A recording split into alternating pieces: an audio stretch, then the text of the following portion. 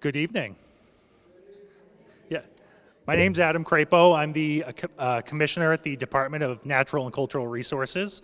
Welcome to this beautiful building that we have here, the Golden Dome, as folks locally like to call it.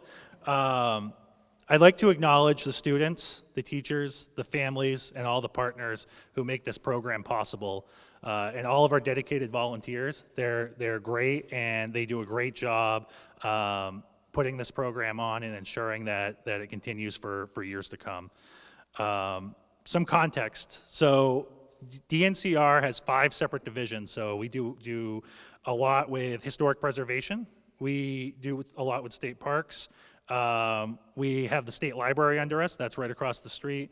We have forest and lands, so we manage all of our state forests and the resources that go along with that. And we also have the arts, which is what this program is under today.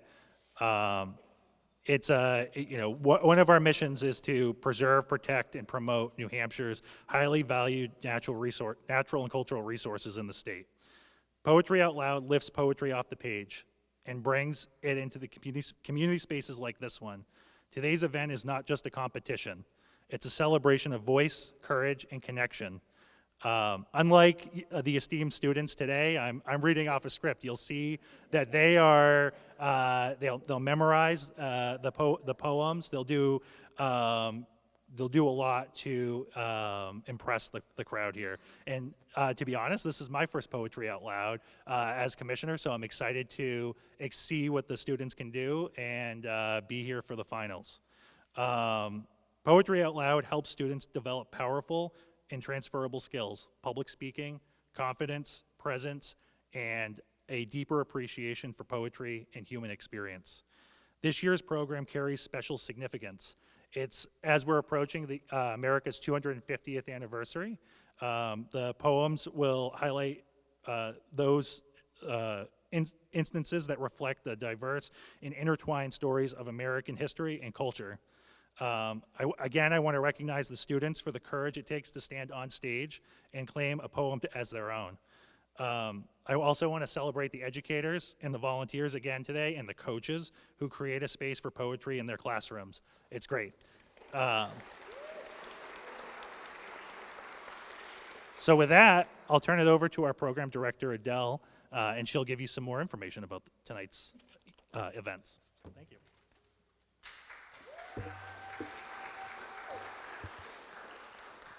Thank you, Adam.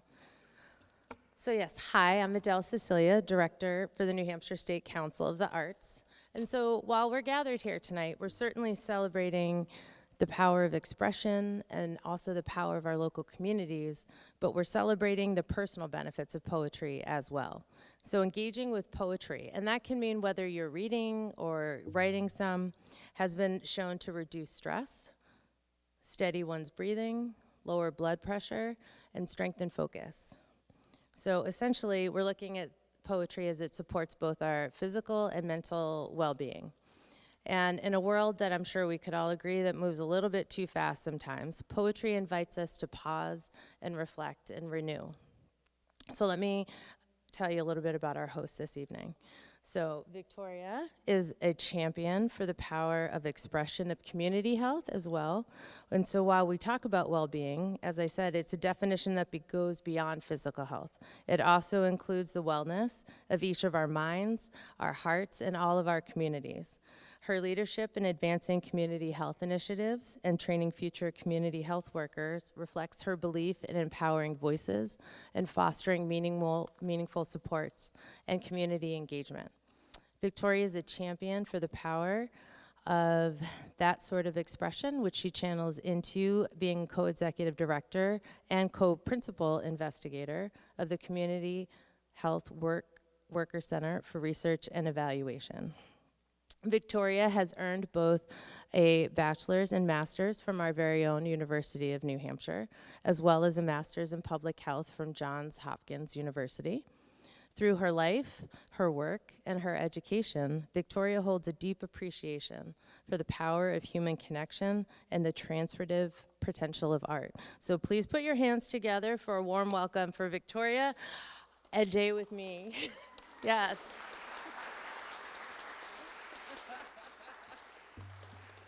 I'm going to bring you everywhere with me to give my bio. That was spectacular. Commissioner Crapo, Director Cecilia, thank you, thank you, thank you.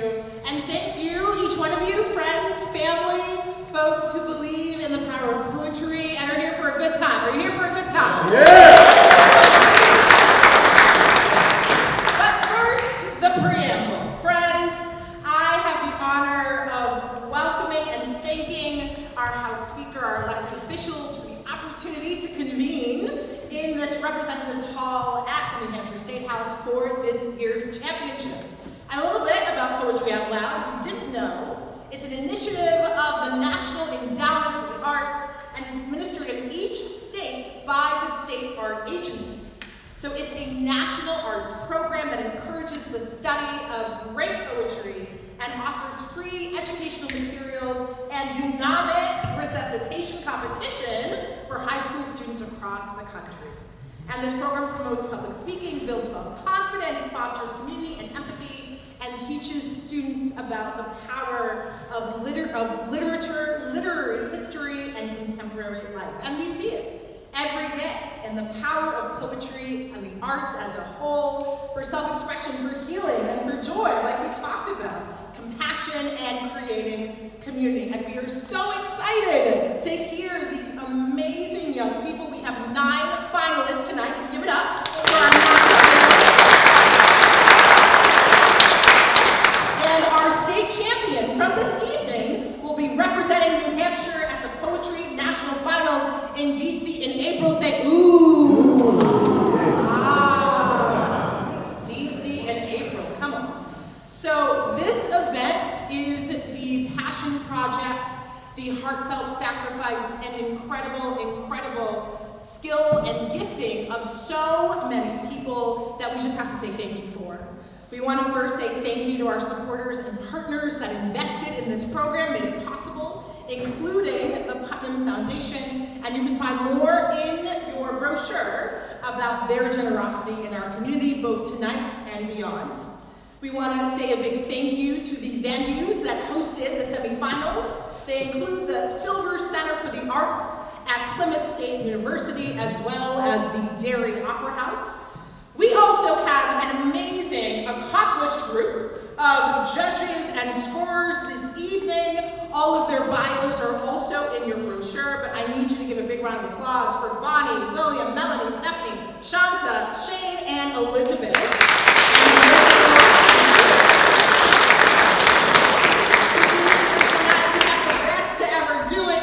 Tab and Bob Dagny on sound. We have the amazing and wonderful Corey Garland taking our photos this evening. A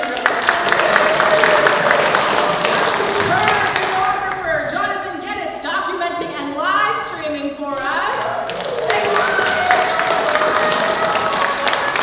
And we have our amazing score runners, Clea and Bridget. Give it up for Clea and Bridget. By the Granite State Ambassadors. They're the volunteers that have already made you feel welcome, and so give them also a round of applause. And we have glorious music already by Advika, who has been playing the flute for us. Thank you so much. And last but not least, we also have Bob's amazing students creating these floral arrangements that you're seeing everywhere. So the talents don't stop. There's nothing you all can't do. And they are from the Lakes Region Technology Center, and they always do an amazing job every single year. And then our most important thank you goes to each one of you, the teachers, family, and friends of the students that are here tonight. Thank you for your guidance. Thank you for your support. Thank you for encouraging them, and you're about to see the fruits of your labor in just a few minutes. So that is my preamble. Now let's set some house rules. Say house rules. House rules. There's some house rules to make sure that this goes to plan. First and foremost, this is not your first time being public, but just as a reminder, please have your cell phones either off or muted. There is nothing worse for a young person than having some kind of noise interrupting their very important concentration to make sure that all of their poems go off without a hitch. So again, this is your moment to please silent or turn off your cell phones and other devices. There is no flash photography other than the photography that is being provided by our amazing team. Our photographer will make sure that the photos get to you, and there will be time at the end of our event to take all the photos that you want. But again, please no photography during our program. And if you do need to leave the auditorium for any reason, things happen, we ask if you will please wait until the students have finished. If you hear applause, that's your cue that you can scoot out and then come back in. So again, please make sure that this remains our sacred space while the students are doing their very important performances. So what can you expect over the next few hours? We are going to have 3 rounds, and you'll have the students coming in and giving their beautiful performance. I'll be introducing each student, their school, and also sharing a very brief bio. That is your cue to applaud. Practice. Applause. Yes, yes. We have it, team. We're going to do this together. And then the performances you're about to see are rated on several levels. They include accuracy, physical presence, voice and articulation, interpretation, evidence of understanding, and overall performance, quality of that performance. That being said, please keep in mind that the decision of our judges are final and they are confidential. So we are about to begin. We are starting our calibration round. This is sort of our warm-up round for our judges and our scorers. And we have 2 students that will be serving as our calibrators for this evening. These are students that performed so well at our regional competitions, we had to bring them back and have them serve as our alternates. And they have also volunteered to recite so the judges and scoring team, again, can get ready for our good time ahead. So, are we ready? Come on, team. Cannot wait. All right, friends, here we go. From Concord High School, please welcome Shamay Zhang.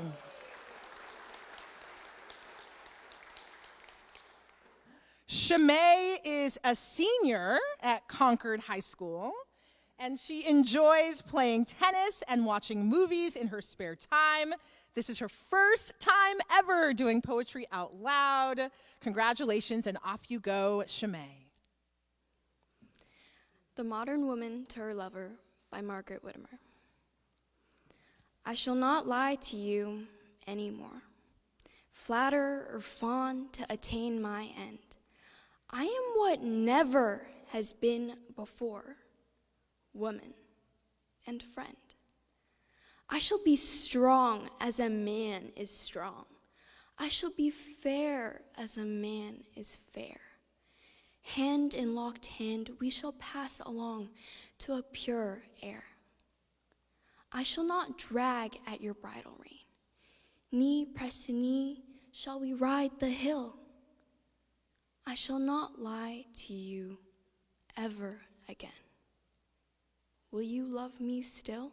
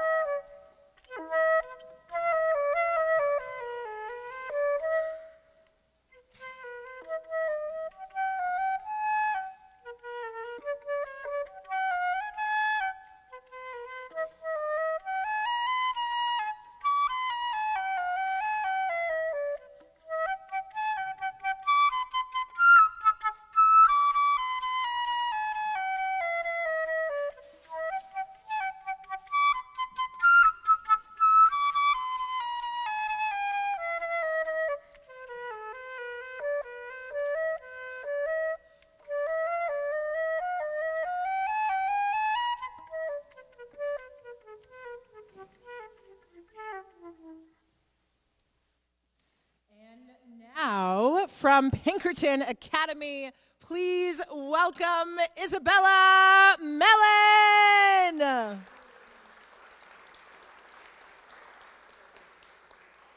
Isabella is a freshman at Pinkerton Academy, and she discovered her love of writing at a very young age and is extremely happy to be doing poetry out loud.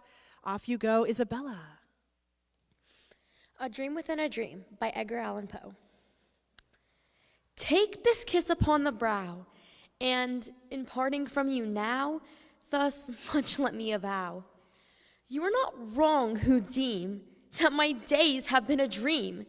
Yet if hope has flown away in a night or in a day, in a vision or in none, is it therefore the less gone?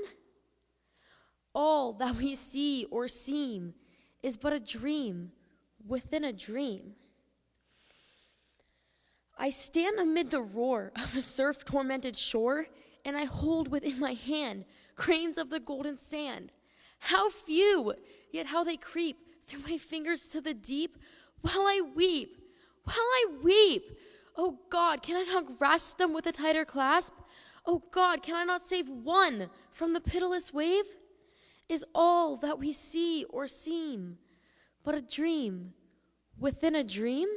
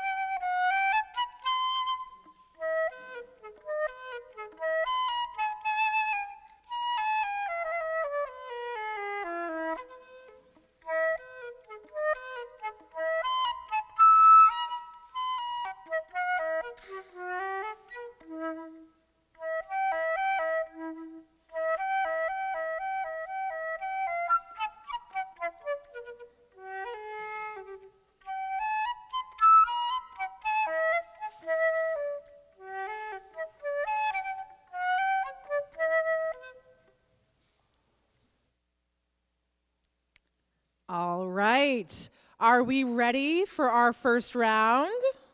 Yes. Judges, are we ready for our first round? All right. All right, friends, let's get it going. We are starting with each student proceeding in alphabetical order by school name. So again, we are beginning with each student proceeding in alphabetical order by school name. So that means from Bishop Brady High School, please welcome Cooper Albee.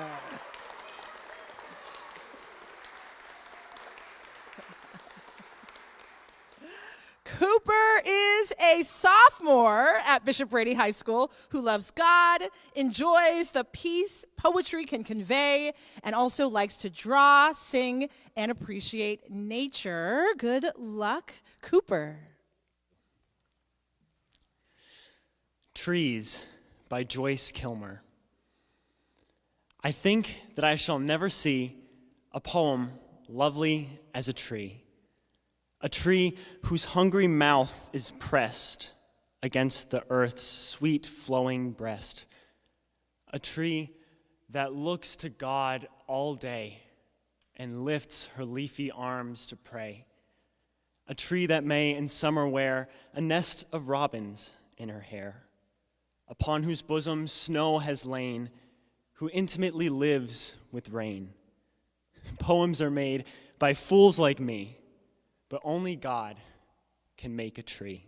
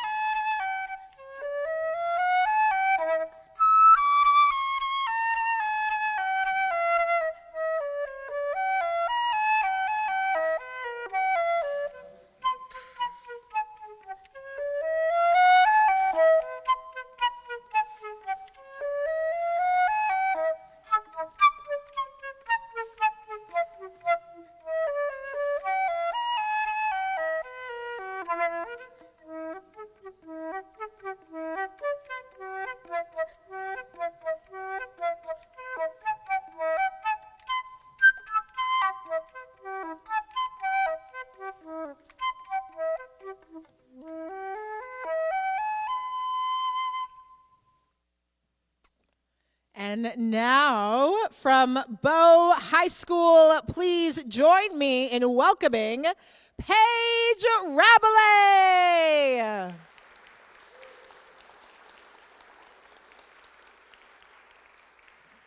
Paige is a freshman at Bow High School and enjoys all aspects of reading, art, and performing. She is very grateful for this opportunity and would like to thank her friends and family for all the support she has received. Good luck, Paige. Songs for the People by Frances Ellen Watkins Harper. Let me make the songs for the people, songs for the old and young, songs to stir like a battle cry wherever they are sung.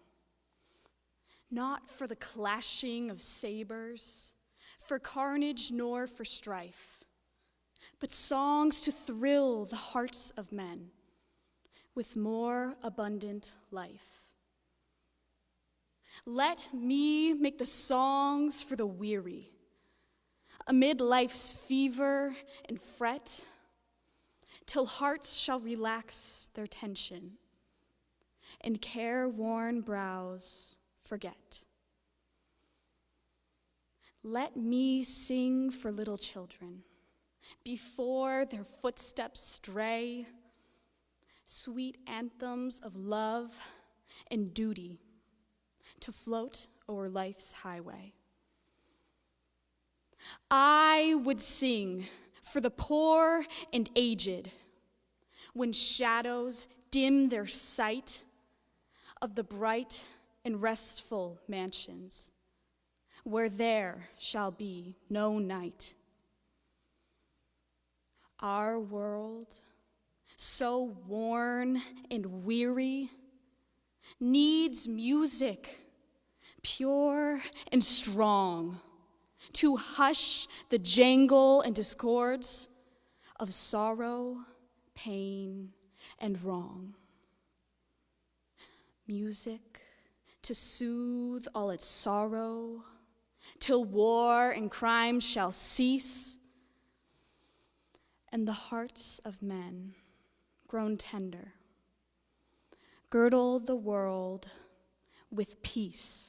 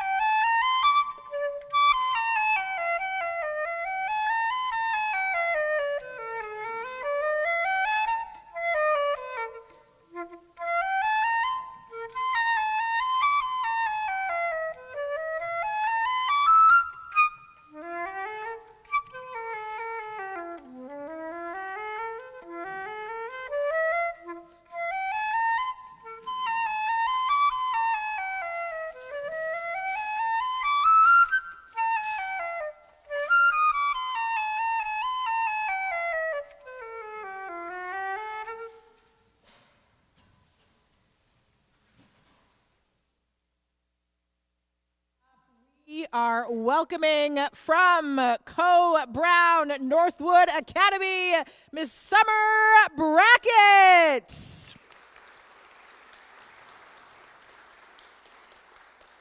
Summer is a senior at Co-Brown Northwood Academy, and she enjoys art, poetry, playing the trumpet, math, and world languages. Good luck, Summer. On Religion by Khalil Gibran. And an old priest said, "Speak to us of religion." And he said, Have I spoken this day of aught else? Is not religion all deeds and all reflection, and that which is neither deed nor reflection, but a wonder and a surprise ever springing in the soul, even while the hand hew the stone or tend the loom? Who can separate his faith from his actions, or his belief from his occupations? Who can spread his hours before him, saying, This for God, and this for myself, this for my soul, and this other for my body?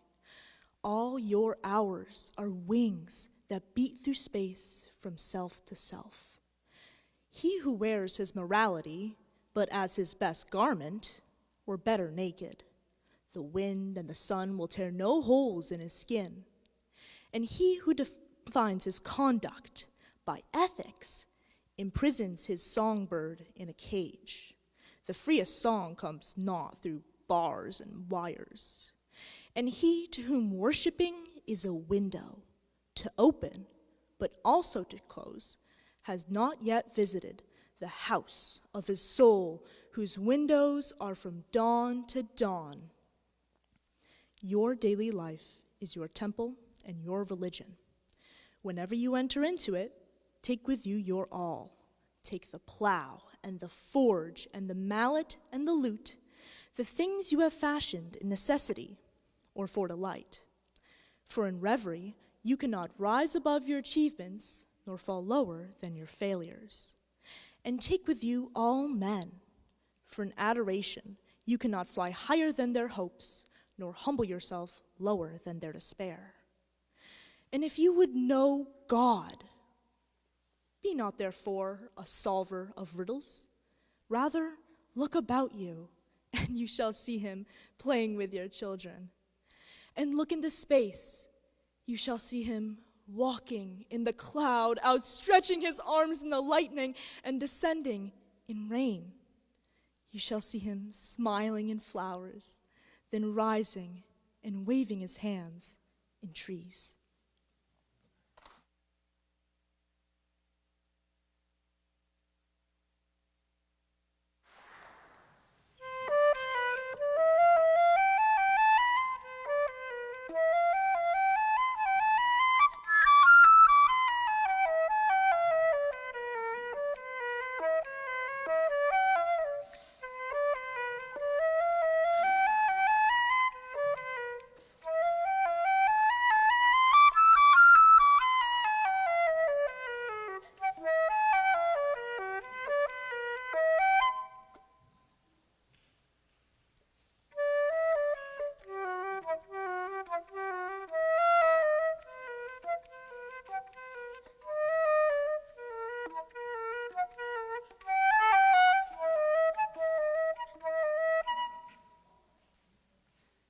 Next up, please join me in welcoming from the Holderness School, Adele McClay.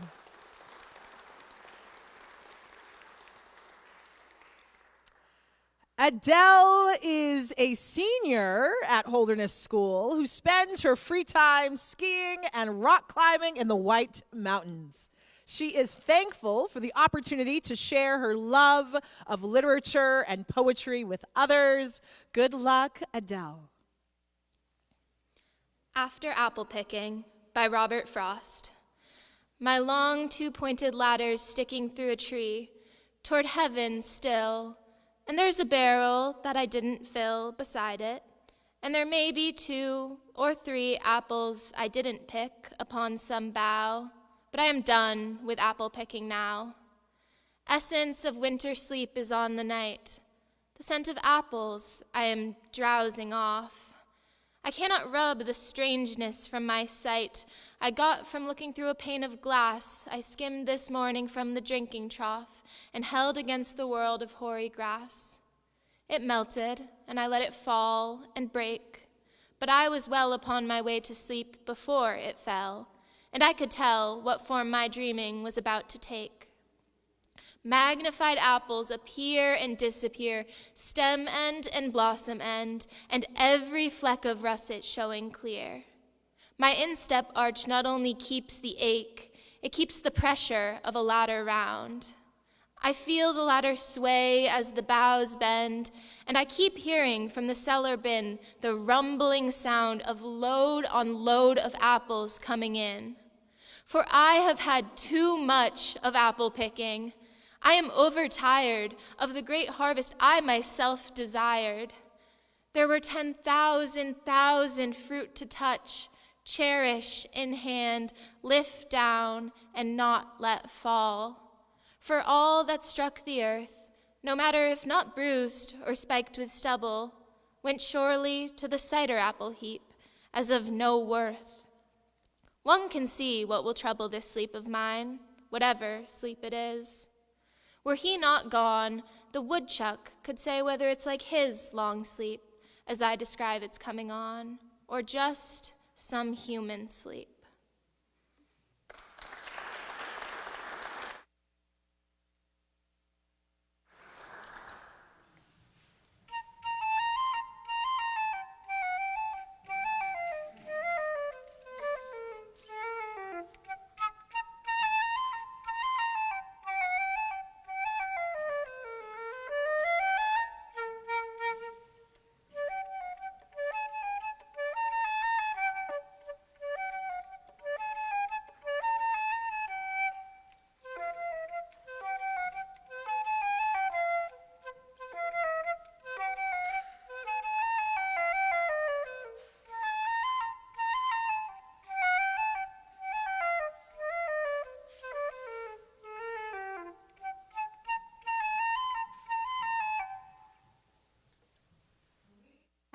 Next from Laconia Christian Academy, Natalie Blyler.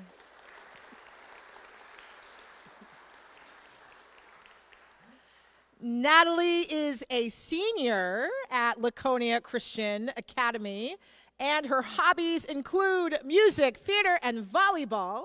And she plans to attend college in Boston next year, majoring in political science and economics. Best of luck, Natalie. Introduction by Alice Durr Miller. Father, what is a legislature?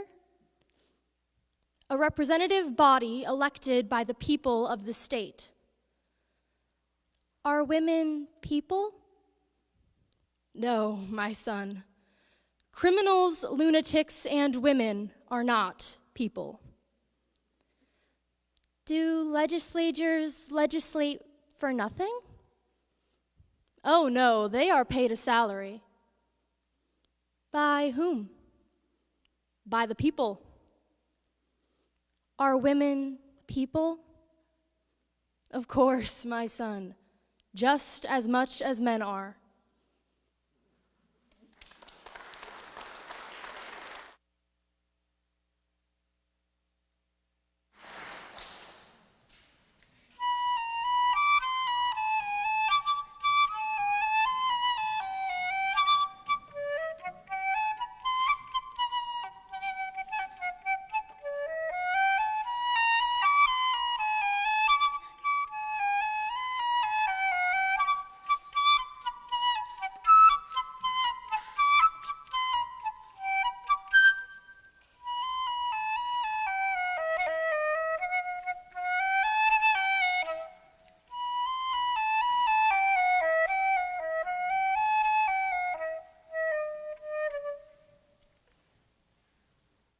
Please help me welcome from Pembroke Academy, Ariana Campbell.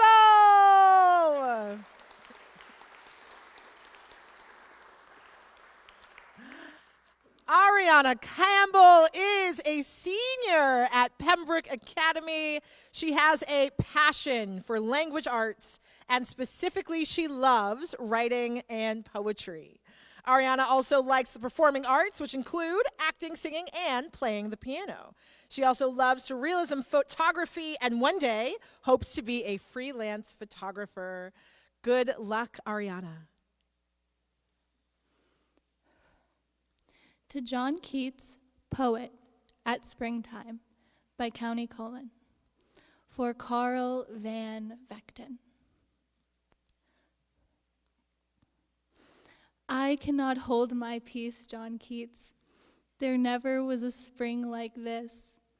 It is an echo that repeats my last year's song and next year's bliss.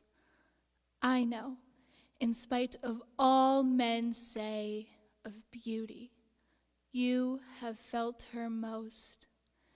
Yea, even in your grave her way is laid. Poor, troubled, lyric ghost, spring never was so fair and dear as beauty makes her seem this year. I cannot hold my peace, John Keats. I am as helpless in the toil of spring as any lamb that bleats to feel the solid earth recoil beneath his puny legs. Spring beats her tocsin call to those who love her, and lo, the dogwood petals cover her breasts with drifts of snow, and sleek white gulls fly screaming to her, and hover about her shoulders and kiss her cheek, while white and purple lilacs muster a strength that bears them to a cluster of color and odor. For her sake, all things that slept are now awake. And you and I, shall we lie still, John Keats, while beauty summons us? Somehow, I feel your sensitive will is pulsing up some tremulous sap road of a maple tree, whose leaves grow music as they grow because your wild voice is in them, a harp that grieves for life that opens death's dark door. Though dust, your fingers still can push the vision splendid to a birth, though now they work as grass in the hush of the night on the broad, sweet page of the earth. John Keats is dead, they say, but I, who hear your full, insistent cry in bud and blossom, leaf and tree, know John Keats still writes poetry. And while my head is earthward bowed to read new life sprung from your shroud, folks seeing me must think it strange that merely spring should so derange my mind. They do not know that you, John Keats, keep revel with me too.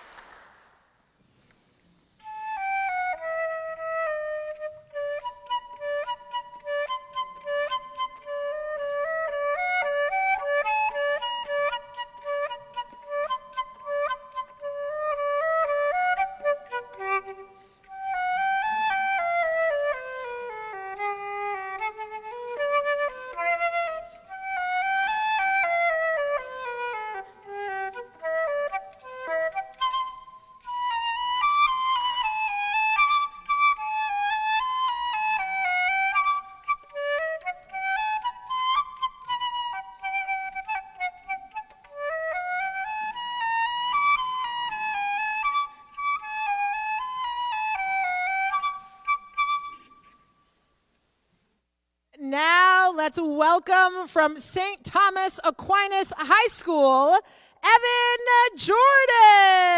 Jordan.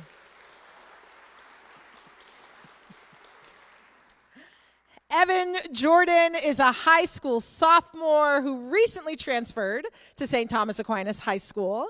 His interests include literature, war movies, and skiing. Good luck, Evan. O Captain, My Captain, by Walt Whitman. O Captain, my Captain, our fearful trip is done. The ship has weathered every wreck. The prize we sought is won. The port is near. The bells I hear. The people all exulting. While follow eyes the steady keel, the vessel grim and daring. But oh heart, heart, heart, oh the bleeding drops of red, where on the deck my captain lies, fallen cold and dead. Oh captain, my captain, rise up and hear the bells. Rise up, for you the flag is flung. For you the bugle trills. For you bouquets and ribbon wreaths. For you the shores are crowding. For you they call the swaying mass, their eager faces turning. Here, captain, dear father, this arm beneath your head. It is some dream that on the deck you've fallen cold and dead.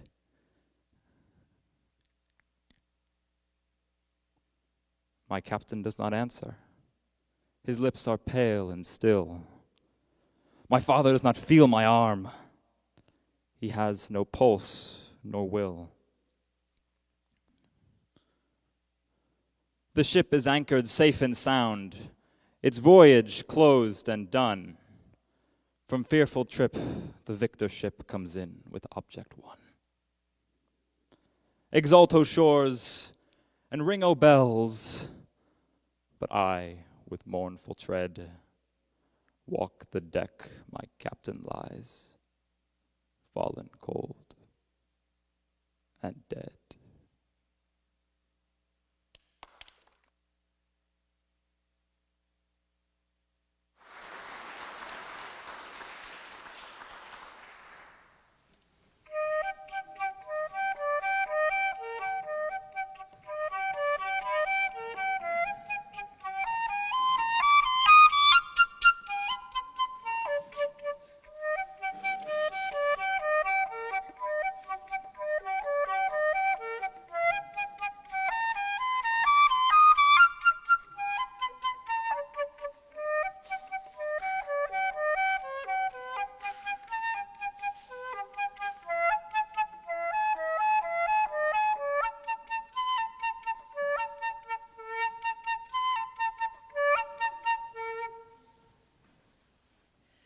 And now, please join me in welcoming from Trinity High School, Katie Bishop.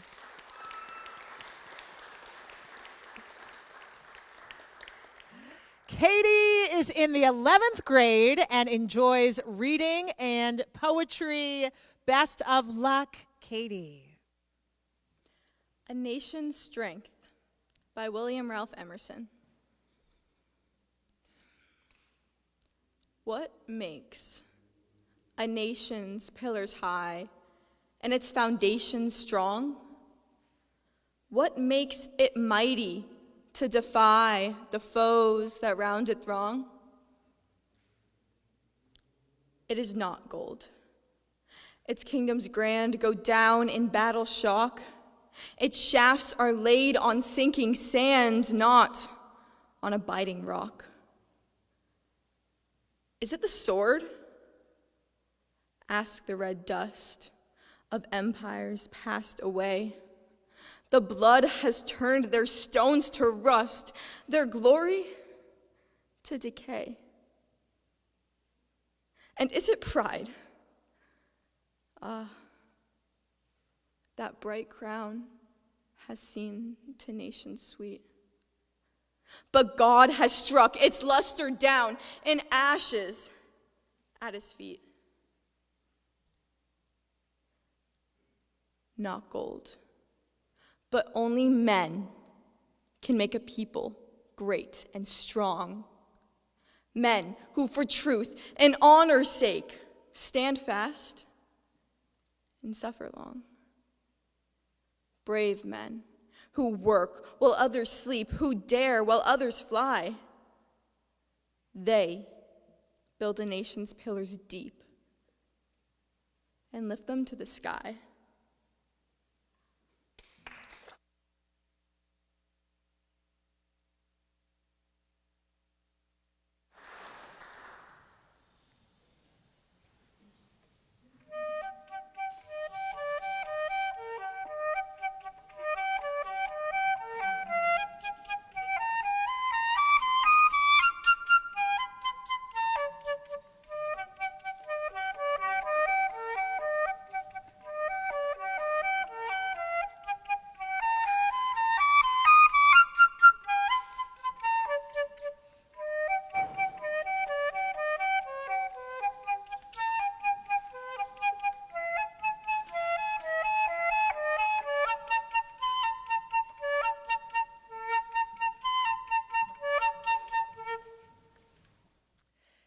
And for our final performance in round one, please help me welcome Sophie Garcia.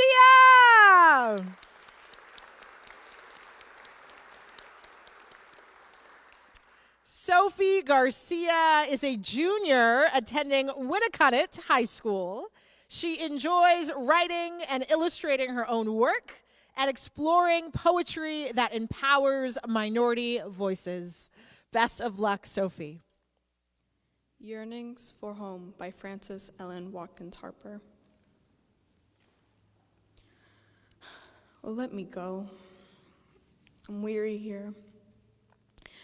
And fevers scorch my brain. I long to feel my native air breathe over each burning vein.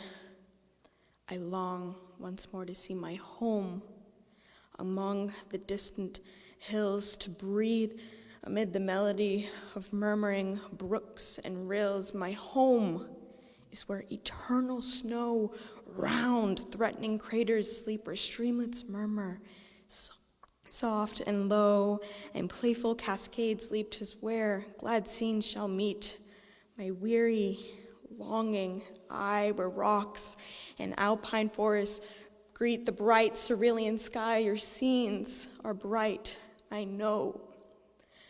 But there my mother prayed. Her cot is lowly, but I go to die beneath its shade, for, oh, I know she'll cling around me, her treasured long. My sisters, too, will sing each loved, familiar song.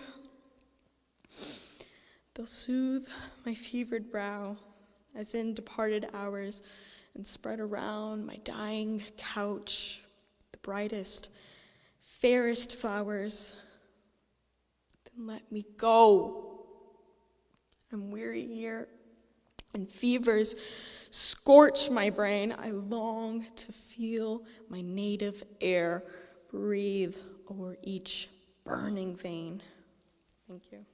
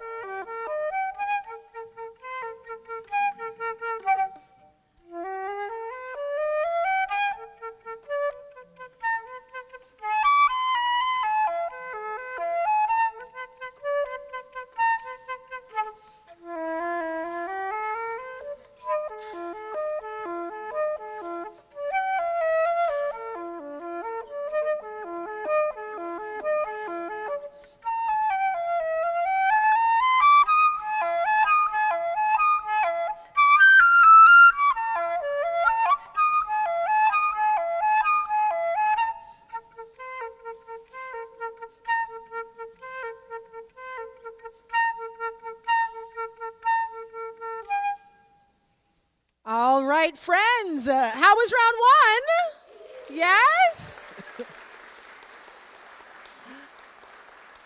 All right, before we start round two, we're going to take a quick break. So get up, stretch your legs. We'll be back in just a few minutes.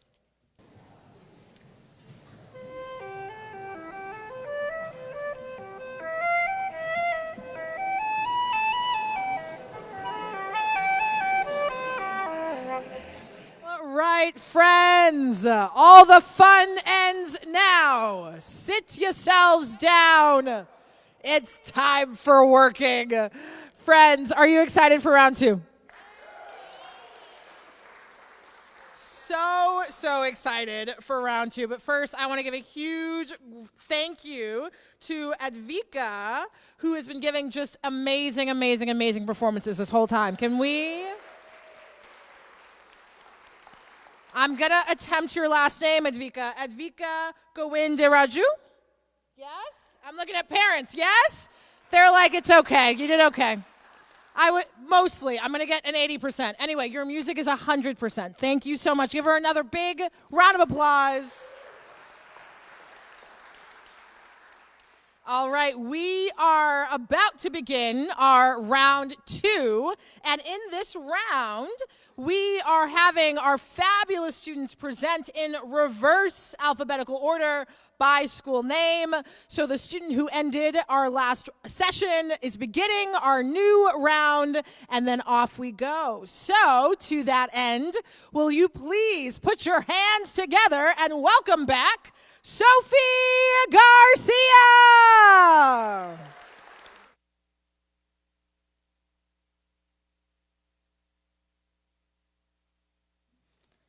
Mother to Son by Langston Hughes. Well, son, I'll tell you, life for me ain't been no crystal stair. It's had cats in it, and splinters and boards torn up in places with no carpet on the floor, bare. But all the time, I've been climbing on and reaching landings and turning corners and sometimes going in the dark, but there ain't been no light. So boy, don't you turn back. Don't you sit down on the steps because you find it's kind of hard. Don't you fall now, for I'm still going, I'm still climbing, honey, and life for me ain't been no crystal stair. Thank you.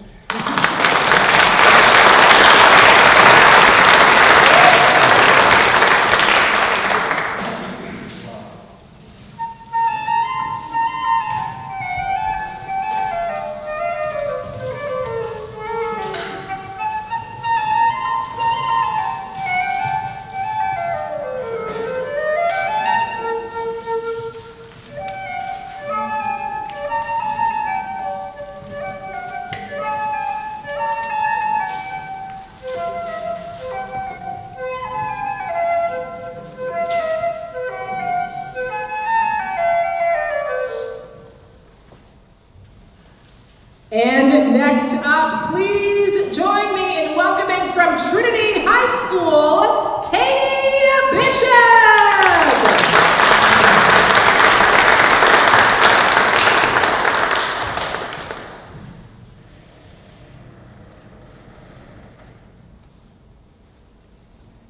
Incurable by Dorothy Parker.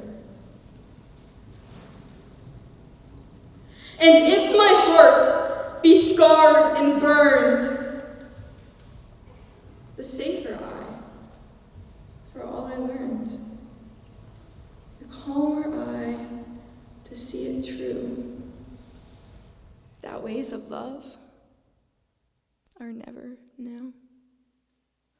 The love that sets you daft and dazed is every love that ever blazed, the happier I to fathom this. A kiss is every other kiss.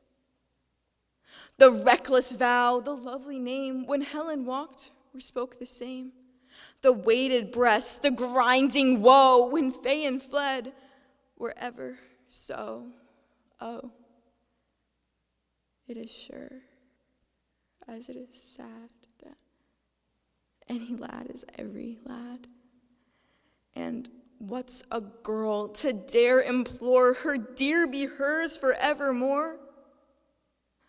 Though he be tried, and he be bold, and swearing death should he be cold, he'll run the path the others went. But you, my sweet, are different.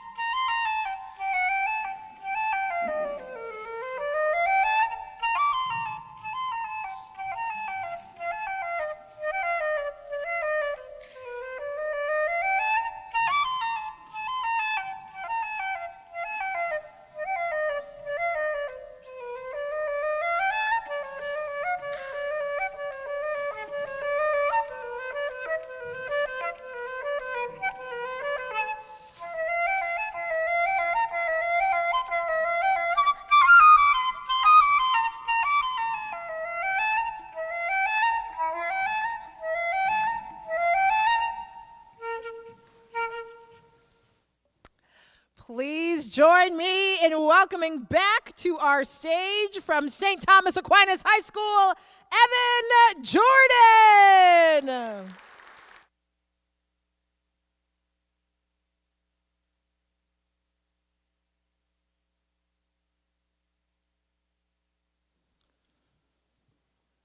A Dream Within a Dream by Edgar Allan Poe. Take this kiss upon the brow, and in parting from you now, thus much let me avow. You are not wrong who deem that my days have been a dream. Yet if hope has flown away in a night or in a day, in a vision or in none, is it therefore the less gone? All that we see or seem is but a dream within a dream. I stand amid the roar of a surf-tormented shore, and I hold within my hand grains of the golden sand. How few, yet how they creep through my fingers to the deep, while I weep. While I weep. Oh God, can I not grasp them with a tighter clasp? Oh God, can I not save one from the pitiless wave?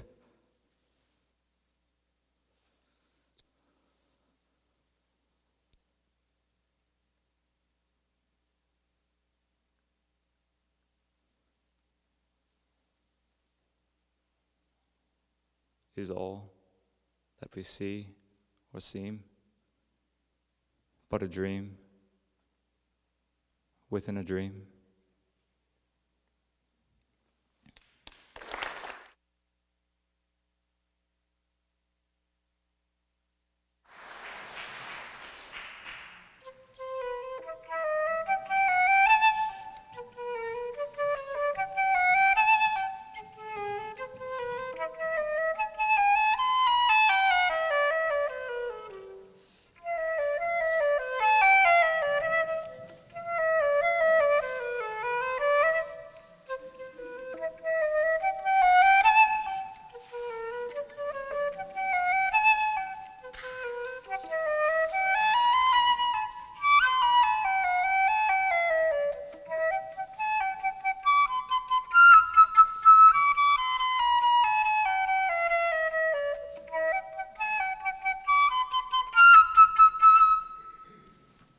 Please help me welcome back from Pembroke Academy, Ariana Campbell.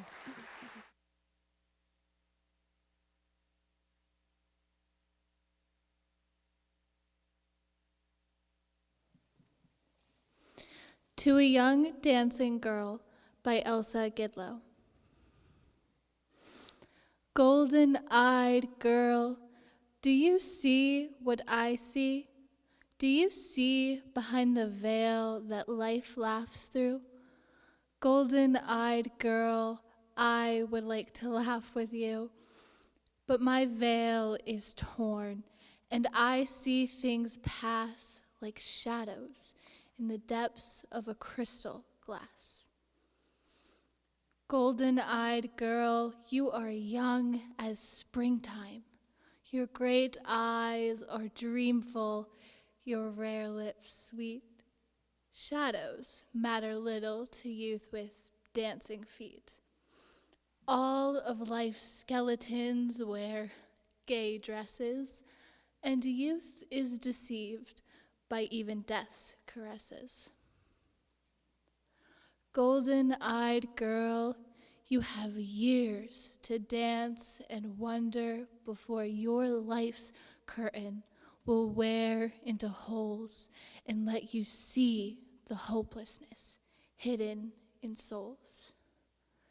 You have many moons of laughter, many years to go before you'll learn how heavy dancing feet can grow.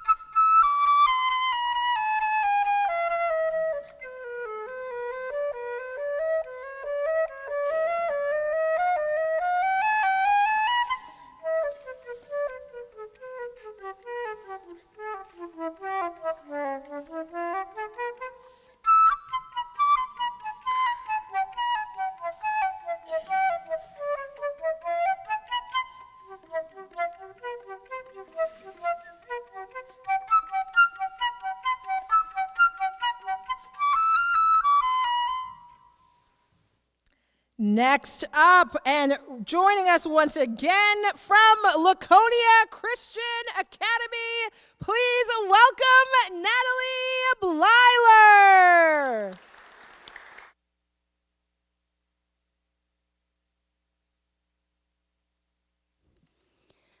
The New Colossus by Emma Lazarus. Not like the brazen giant of Greek fame, with conquering limbs astride from land to land. Here at our sea-washed sunset gates shall stand a mighty woman with a torch, whose flame is the imprisoned lightning, and her name, Mother of Exiles.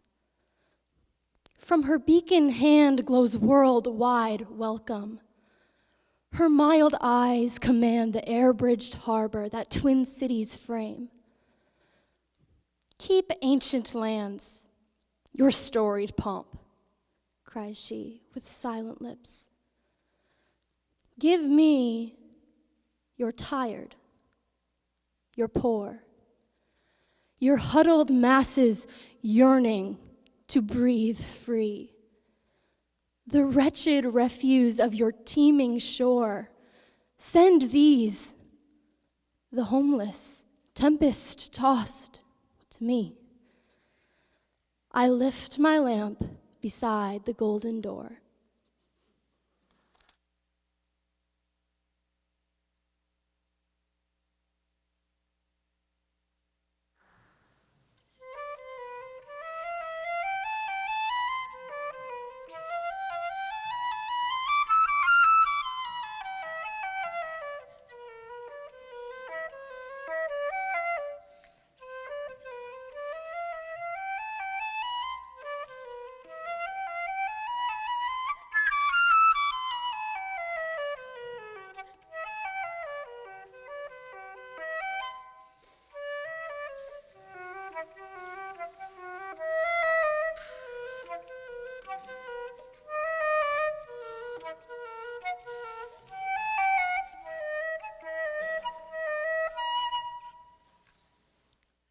Next up from the Holderness School, please join me in welcoming back Adele McClay.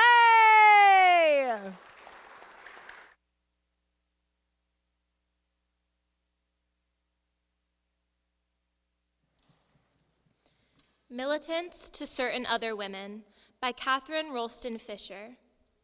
You who pass coldly by when the police rush upon us, when they wrench away our banners, beautiful banners whose colors cry a demand for liberty. You who criticize or condemn, declaring you believe in suffrage, worked for it in your state, and your mother knew Susan B. Anthony. Can you think in terms of a nation? Could you die or face ridicule for your belief? For the freedom of women, for your freedom, we are fighting.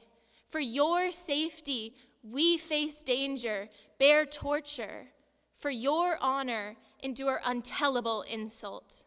To win democracy for you, we defend the banners of democracy till our banners and our bodies are flung together on the pavement, waiting at the gates of government.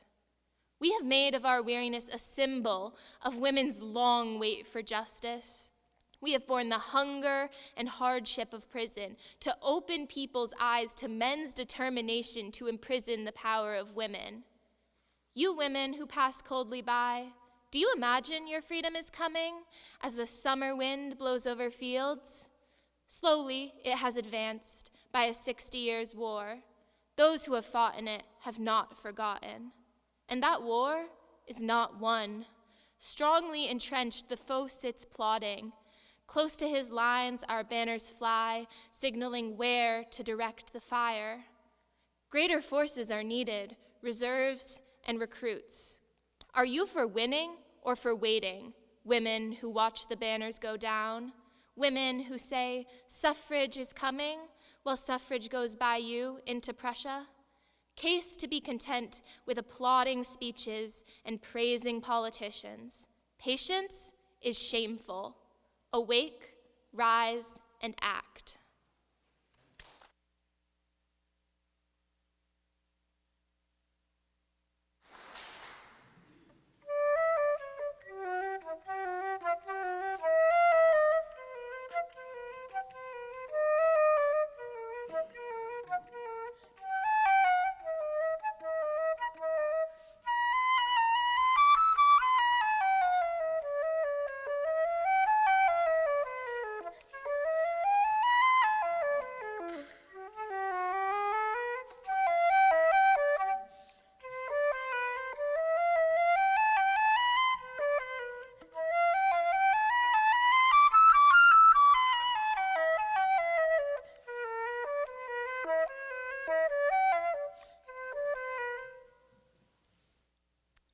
Please help me welcome back from Co-Brown Northwood Academy. Here is Summer Brackets.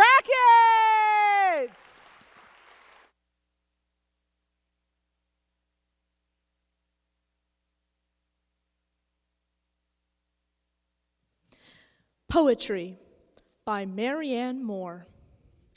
I, too, dislike it. There are things that are important beyond all this fiddle. Reading it, however, with a perfect contempt for it, one discovers that there is in it, after all, a place for the genuine. Hands that can grasp, eyes that can dilate, hair that can rise, if it must. These things are important, not because a high-sounding interpretation can be put upon them, but because they are useful. When they become so derivative as to become unintelligible, the same thing may be said for all of us, that we do not admire what we cannot understand. The bat, holding on upside down or in quest of something to eat.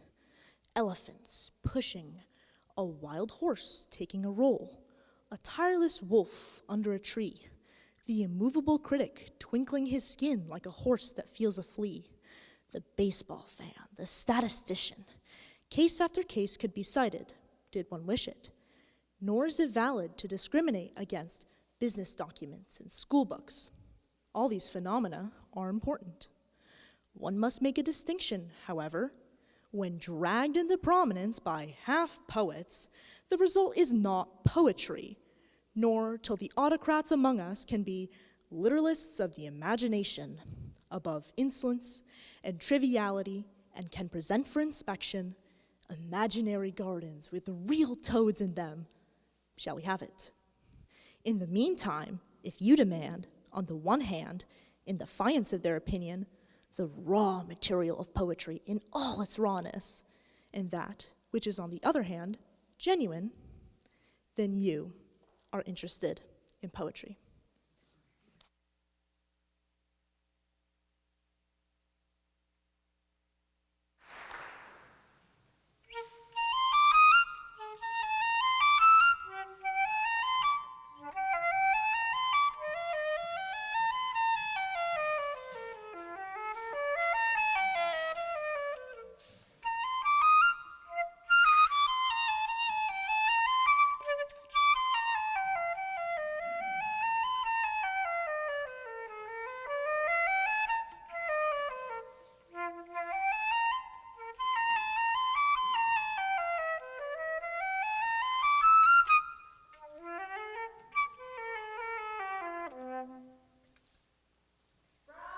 Bow High School, help me welcome back Paige Rabelais.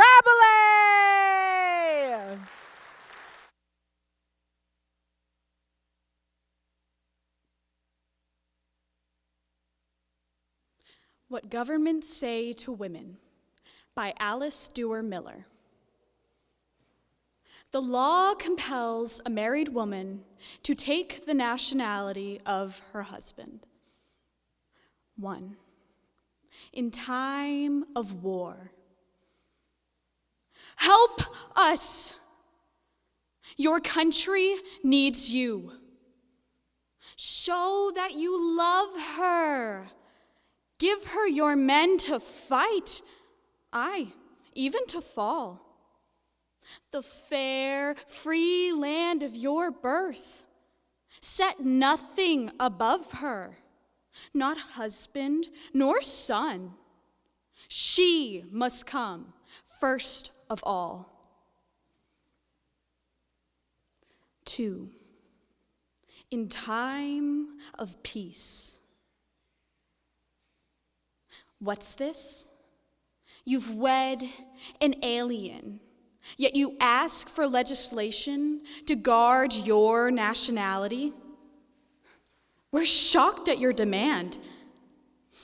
A woman, when she marries, takes her husband's name and nation. She should love her husband only. What's a woman's native land?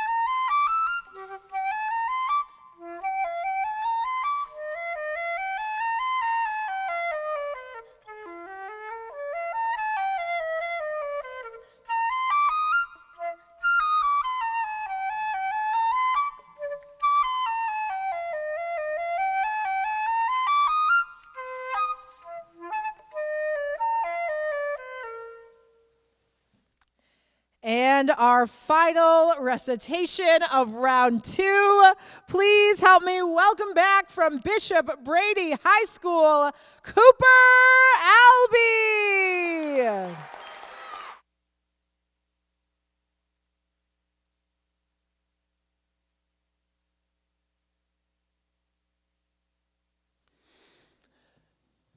The Resurrection by Jonathan Henderson Brooks.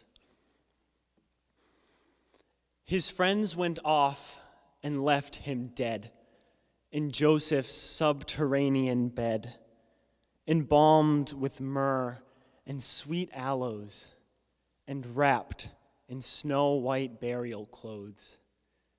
Then shrewd men came and set a seal upon his grave, lest thieves should steal his lifeless form away and claim for him an undeserving fame. There is no use, the soldier said, of standing sentries by the dead. Wherefore they drew their cloaks around themselves and fell upon the ground and slept like dead men all night through in the pale moonlight and chilling dew. A muffed whiff of sudden breath ruffled the passive air of death. He woke and raised himself in bed, recalled how he was crucified, touched both hands' fingers to his head, and lightly felt his fresh-healed side.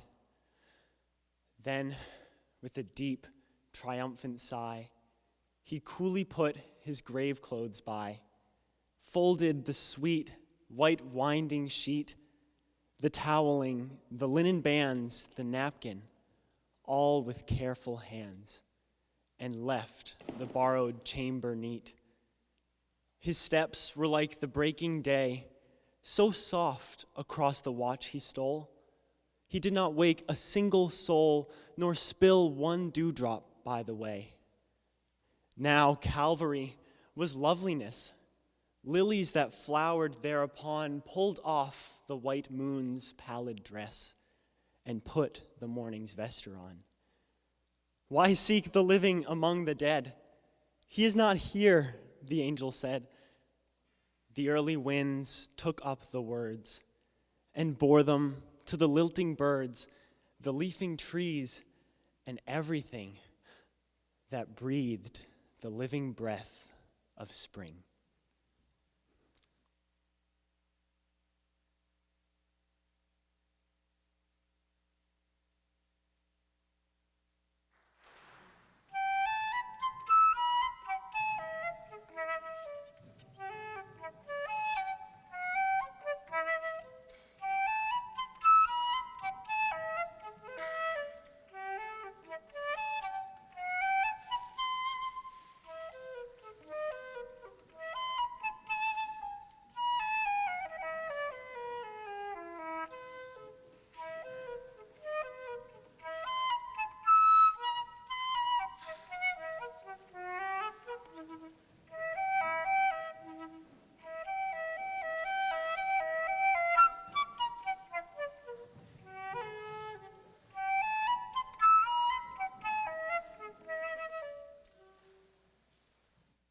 Friends, how amazing were our young people? Come on.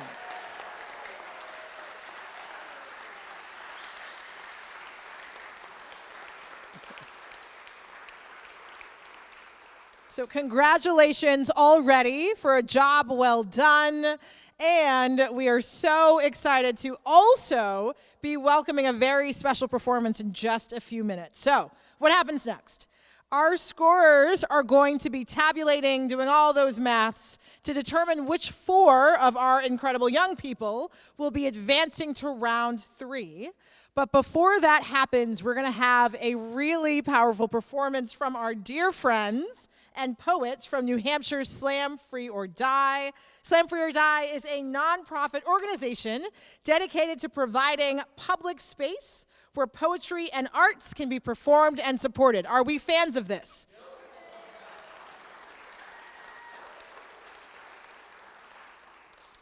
Slam Free or Die has also been a huge supporter of this event for many, many years. We are so thrilled to have them.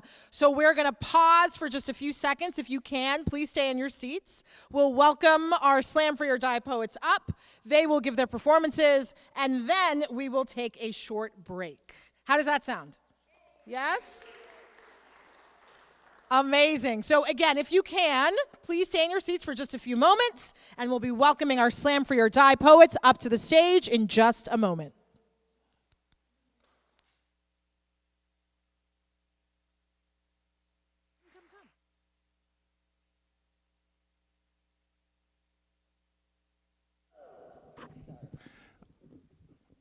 I'm so very tall. It's weird.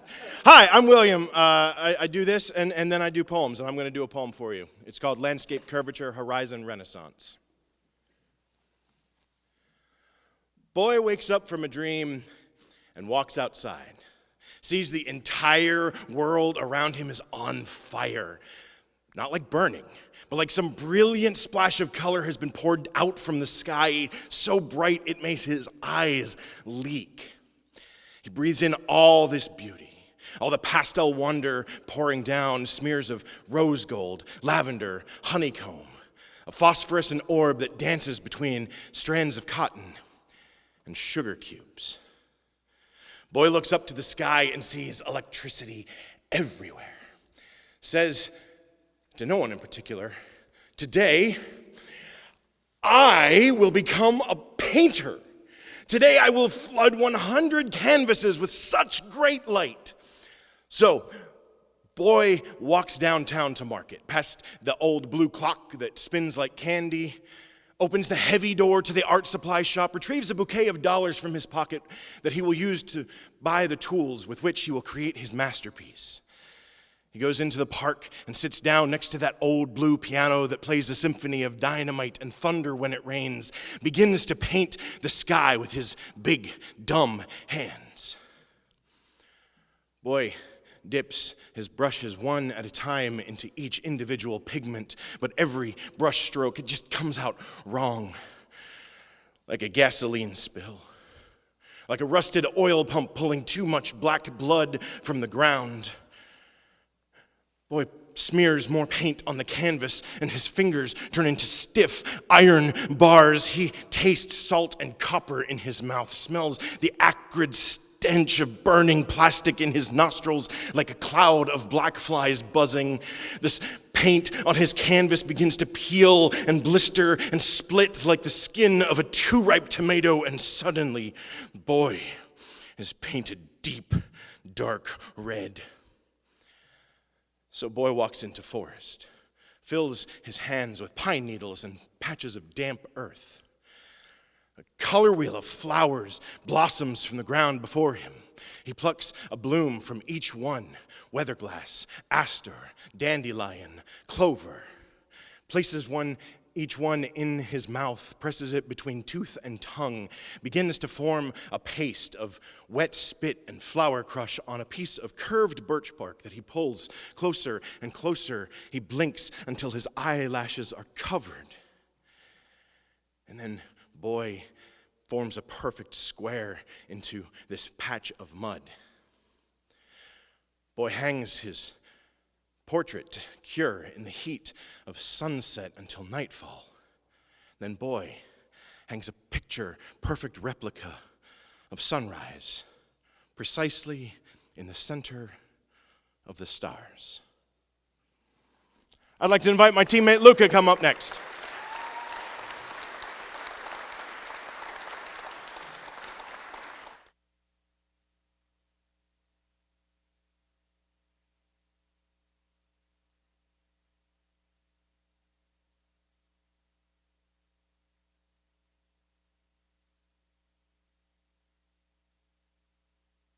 You. Hi, I'm Luca. I am significantly shorter than my previous teammate. This poem is called Pomegranate. It is said that 6 pomegranate seeds tied Persephone in suspension between life and death to spend half of the year walking barefoot through her gardens while she harvests honey and wheat, the other sitting on a throne of the underworld as she witnesses the wasting of souls. An honored guest among the living and the dead, and the price that was paid was 6 seeds. And perhaps I understand too well the desire to mingle with death, the draw to walk out to the river Styx and lay out a picnic blanket, to look for the loves I've long since lost, to sit, to eat, to stay a while, to enjoy a moment here. I'll lay out wine and cheese, chocolates, breads, cakes, whatever it takes, if I can watch those scattered dreams pass us by. I do not have to cross the river. I just want her by my side. Persephone's 6 seeds would have nothing on me. I would eat 600 if it means I could hold cold hands and feel warm. Hades, I swear, I'll stay by your side. I don't need green. I don't need summer days. I don't need fresh air to breathe. I'd eat 1,000 pomegranates if it means my fingers would entwine and I'd meet blue eyes and I'd get to see her one more time. I've torn into every pomegranate that's been laid in front of me as if I am a wild animal, a beast, ravenous for hearts that no longer beat. I'll let the violet juice drip from my lips and fingertips, and I will prove myself not just unwilling to live among the living, I will prove myself unworthy.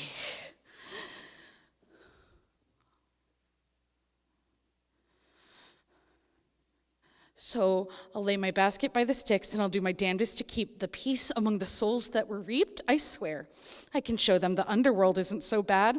I'll plant gardens with Persephone and now she won't be sad. I know it's not my time.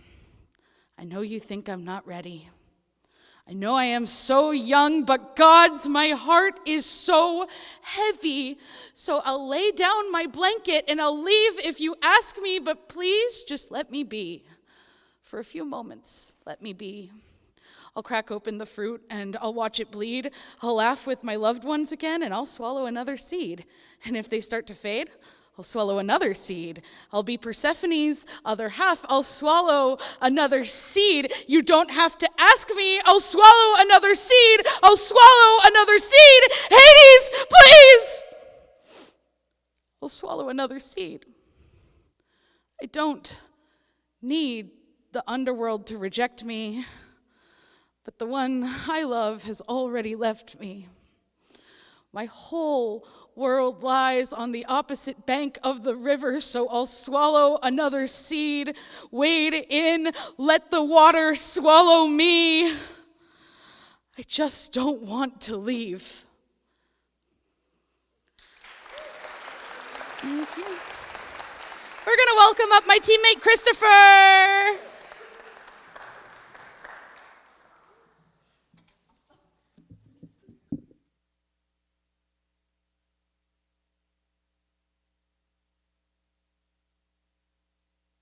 Klaus, I'm one of the organizers at Slam Free or Die, and I would like to invite every one of you to please come check out our reading. It's every single Thursday night except Thanksgiving and whatever. But we're always right in Manchester at Stark Brewing Company. We have a function room in the back, so it's not, I know it's a brewing company, but like it's an all ages show. It's just like being at Applebee's. Yeah, there's a bar there, but like we're there for the poetry.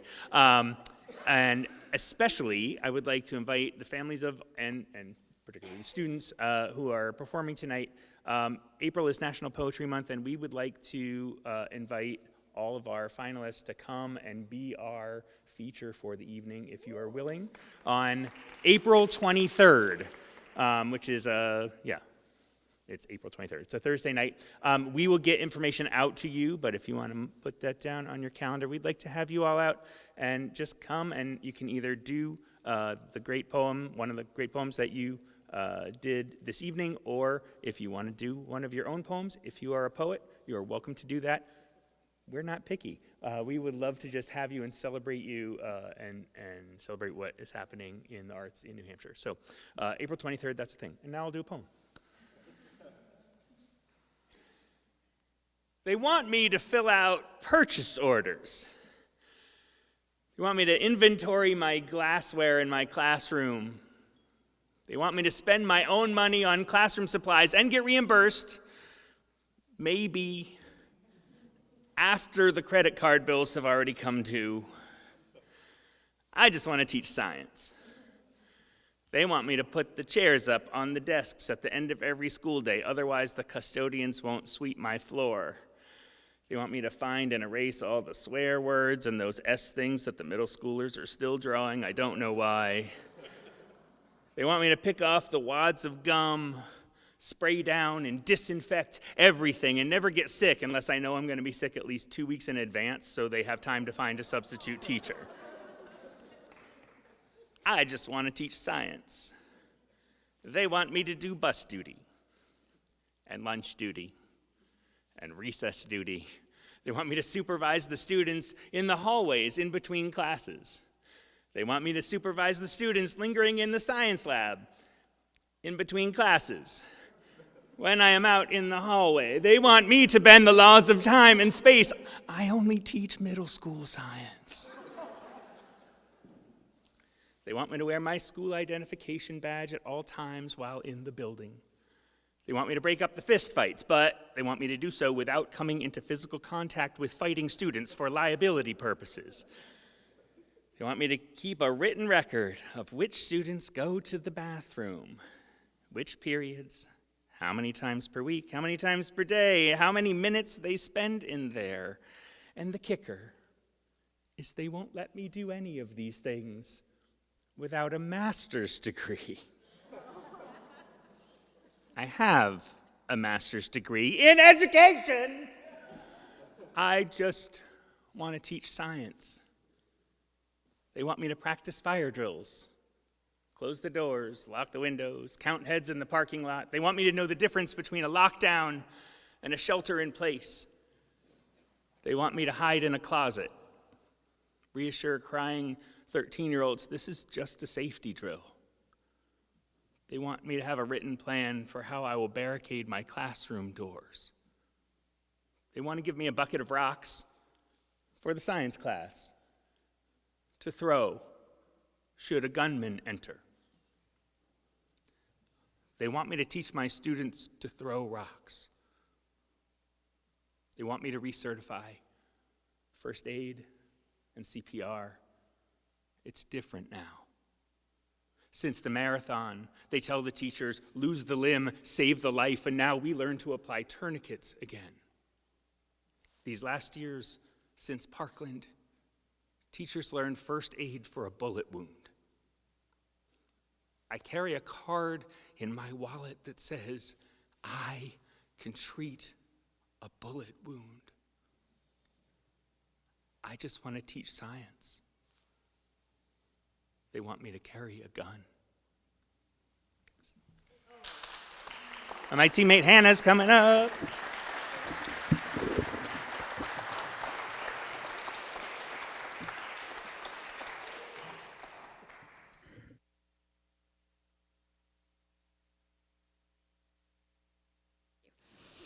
Hi, I'm Hannah. It's called Quiet Life. Life is quiet these days. Everywhere except for inside of my own skull. I warn listeners of the cacophony, of extricating the screams from the weeping. My own voice swirls in endless thinking and screaming and singing and screaming, breathless, as though breathing would turn into unhinging my jaw and letting some eldritch horror escape. So long since I let noise escape every pore of my body like sweat, with memories and losing memories of sweet mornings and the ocean breeze.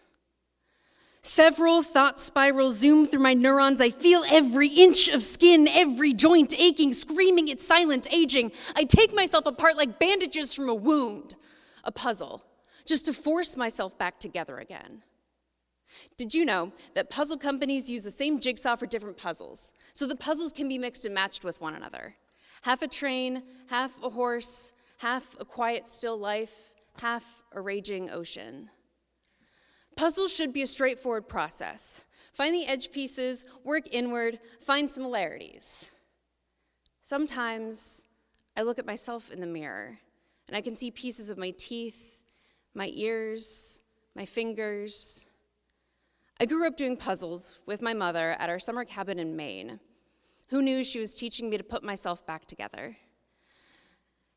Everything is silent, except for the droning echoing through my head, locusts every day unceasing. She taught me that too. The biblical plagues taught me about my mother, and by that I mean my mother taught me about the 10 plagues. I guess she was slowly training me to deal with everything I would put myself through. Blood, thunderstorms, locusts, darkness. Thank you. Teammate Micah.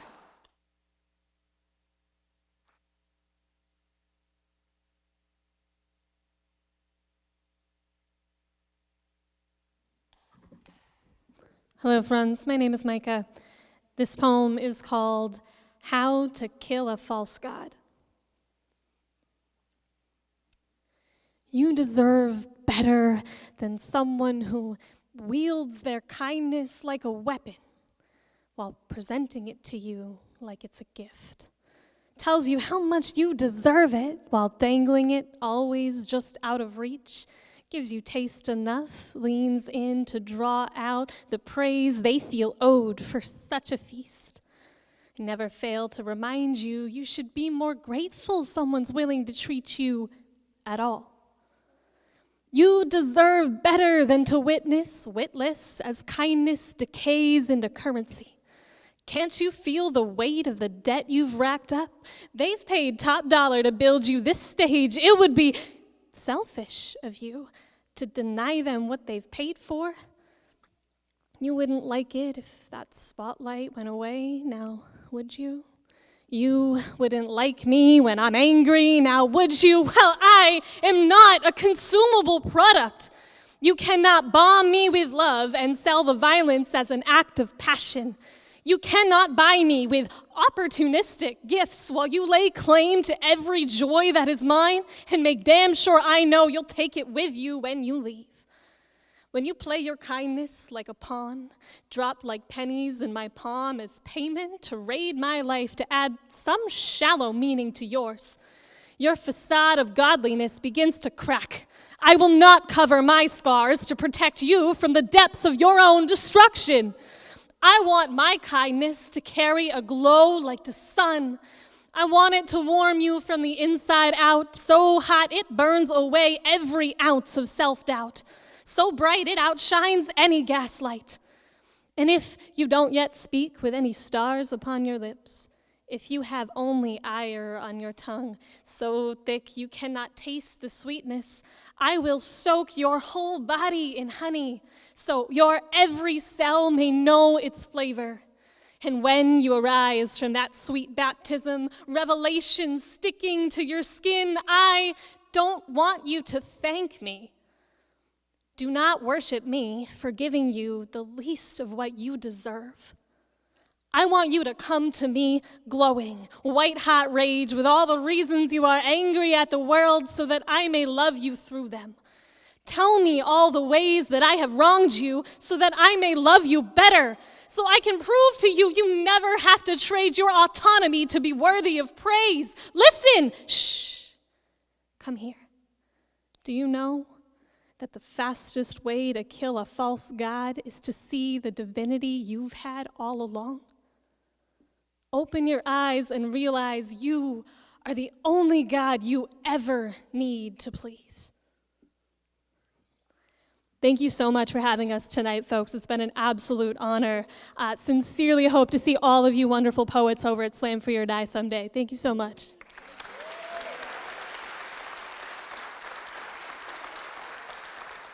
You can do better than that, friends. Keep it going. Come on now.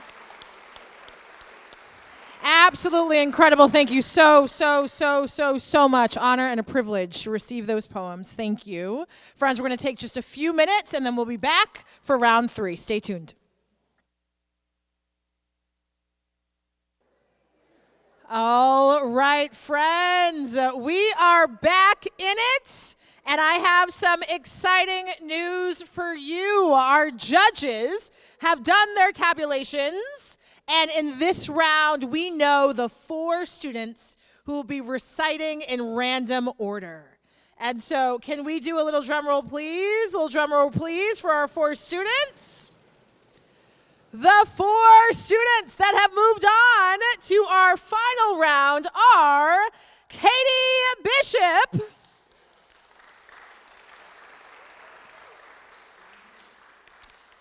Sophie Garcia, Summer Brackett, and finally, Natalie Blyler.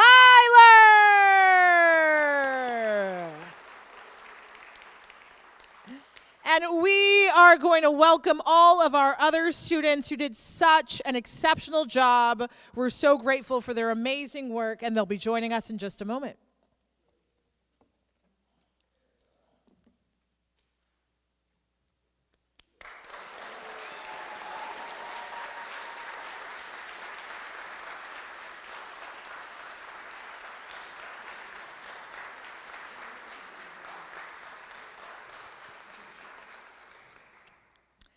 So first up in this, our final round, please put your hands together for Katie Bishop.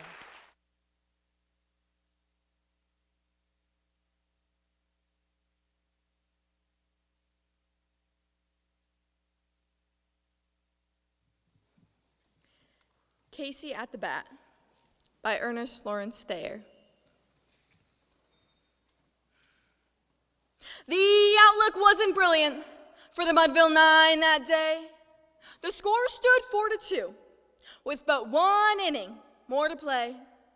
And then, when Cooney died at first and Barrows did the same, a pall-like silence fell upon the patrons of the game. A straggling few got up to go in deep despair. The rest clung to the hope which springs eternal in the human breast. They thought, if only Casey could but get a whack at that, we'd put up even money now with Casey at the bat. But Flynn preceded Casey, as did also Jimmy Blake, and the former was a hoodoo, while the latter was a cake. So upon that stricken multitude grim, melancholy sat, for there seemed but little chance of Casey getting to the bat. But Flynn let drive a single to the wonderment of all, and Blake, the much despised, tore the cover off the ball. And when the dust had lifted and men saw what had occurred, there was Jimmy, safe at second, and Flynn, a hugging third. Then, from 5,000 throats and more, there rose a lusty yell. It rumbled through the valley, it rattled in the dell, it pounded on the mountain and recoiled upon the flat. For Casey, mighty Casey, was advancing to the bat. There was ease in Casey's manner as he stepped into his place. There was pride in Casey's bearing and a smile like Casey's face.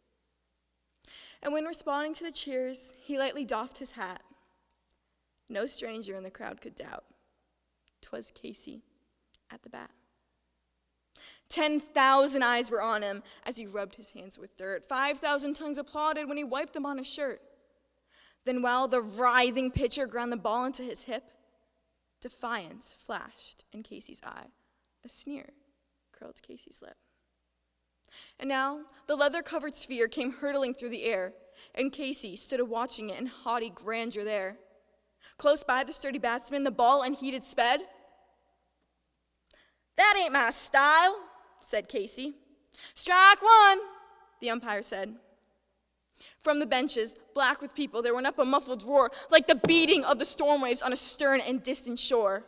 "Kill him! Kill the umpire!" shouted someone in the stand. And it's likely they'd have killed him had not Casey raised his hand. With a smile of Christian charity, great Casey's visage shone. He stilled the rising tumult. He bade the game go on. He signaled to the pitcher, and once more the dun spear flew. But Casey still ignored it, and the umpire said, "Strike two!" "Fraud!" cried the maddened thousands, and echo answered, "Fraud!" But one scornful look from Casey, and the audience was awed. They saw his face grow stern and cold. They saw his muscles strain, and they knew that Casey wouldn't let that ball go by again. The sneer is gone from Casey's lip. His teeth are clenched in hate. He pounds with cruel violence his bat upon the plate. And now the pitcher holds the ball.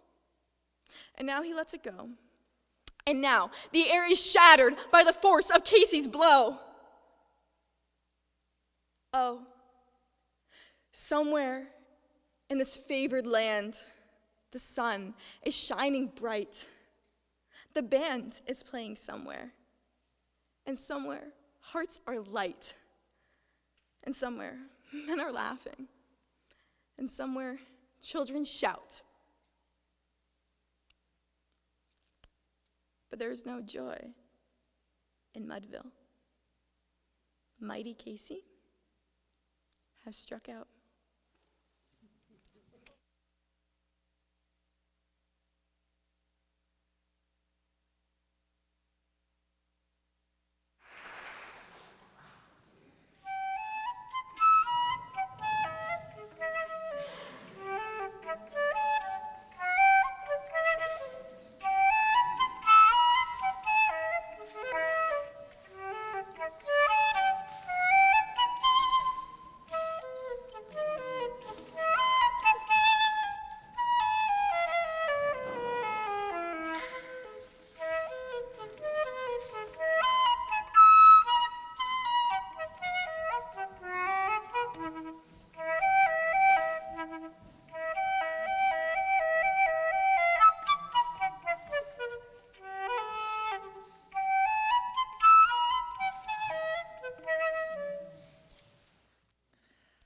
Please help me welcome back Sophie Garcia.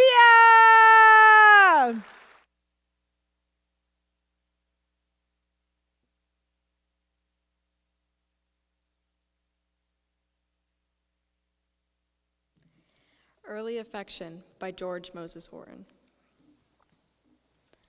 I loved thee from the earliest dawn, when first I saw thy beauty's ray and will, until life's eve comes on and beauty's blossom fades away.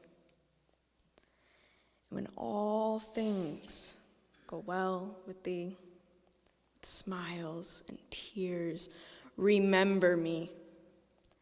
I love thee when thy morn is past and wheedling gallantry is o'er, and when youth is lost and age is blast and beauty can ascend no more, and when life's journey ends with thee, oh, then look back and think of me. I love thee with a smile or frown, mid sorrow's gloom or pleasure's light, and when the chain of life runs down, pursue thy last eternal flight, and when thou hast spread thy wings to flee, still Still, a moment, wait for me. I'll love thee for those sparkling eyes to which my fondness was betrayed, bearing the tincture of the skies to glow when other beauties fade. And when they sink too low to see, reflect an azure beam on me. Thank you.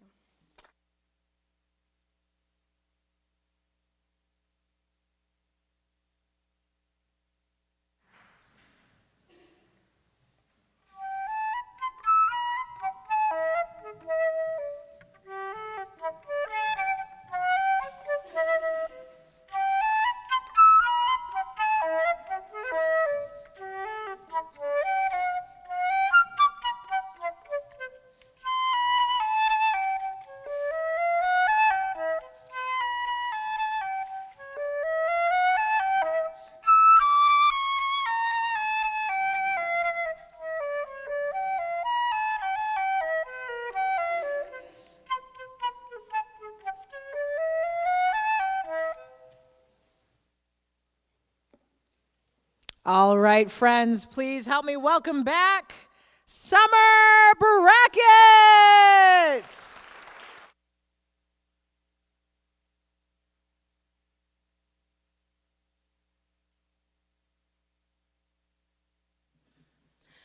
Lenore by Edgar Allan Poe. Ah, broken is the golden bowl, the spirit flown forever. Let the bell toll, a saintly soul floats on the Stygian river. And, guide of Vere, hast thou no tear?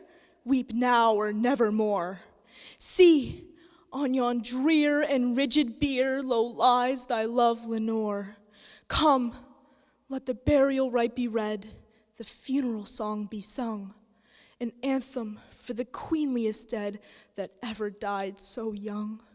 A dirge for her, the doubly dead, in that she died so young. Wretches, ye loved her for her wealth, and hated her for her pride, and when she fell in feeble health, ye blessed her that she died. How shall the ritual then be read? The requiem how be sung? By you, by yours the evil eye, by yours the slanderous tongue, that did to death the innocent that died, and died so young. Peccavimus, but rave not thus, and let a Sabbath song go up to God so solemnly the dead may feel so wrong. The sweet Lenore hath gone before, with hope that flew beside, leaving thee wild for the dear child that should have been thy bride.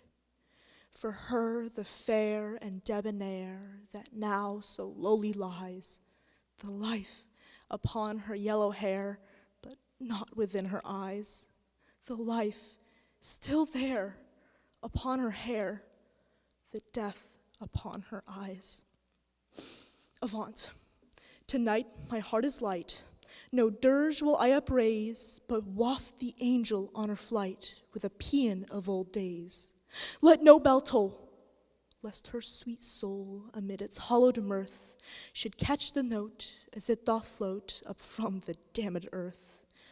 To friends above, from fiends below, the indignant ghost is riven from hell unto a high estate, far up within the heaven, from grief and groan to a golden throne beside the King of heaven.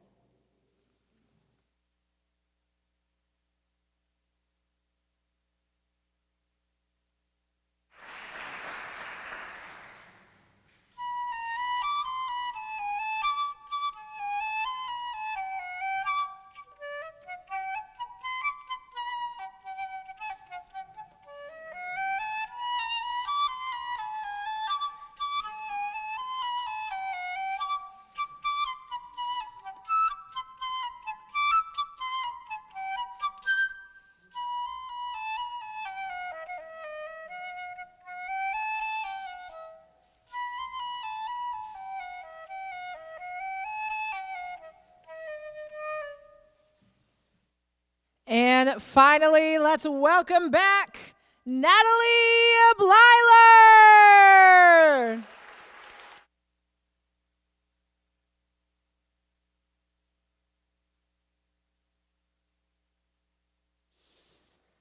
Never Enough of Living by Leonie Adams.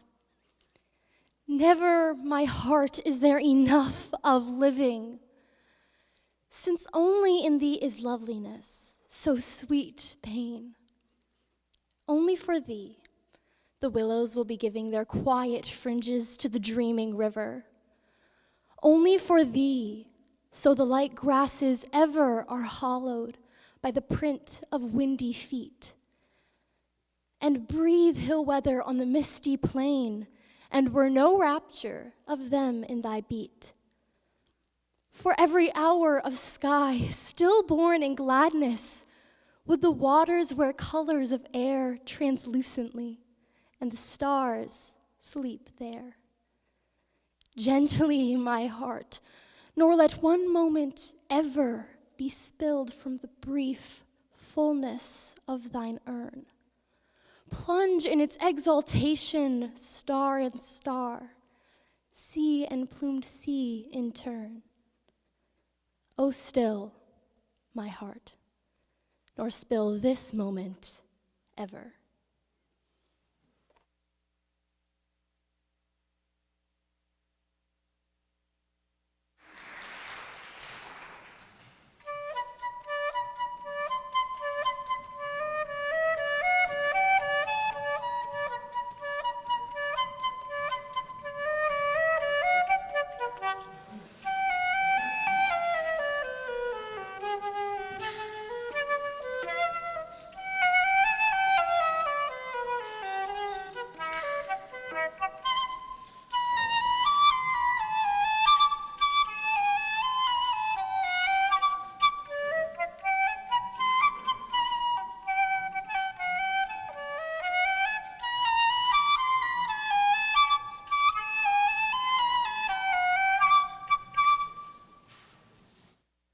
All right, friends. So I just need one more round of applause from you.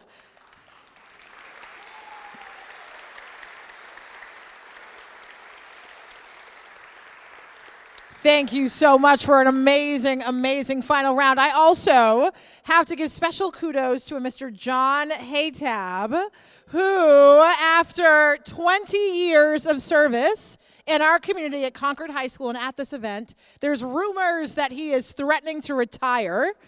And so I know, alas. And so I need you all to please give another big round of applause for his incredible service, his work, his dedication. We are so, so grateful. Woo!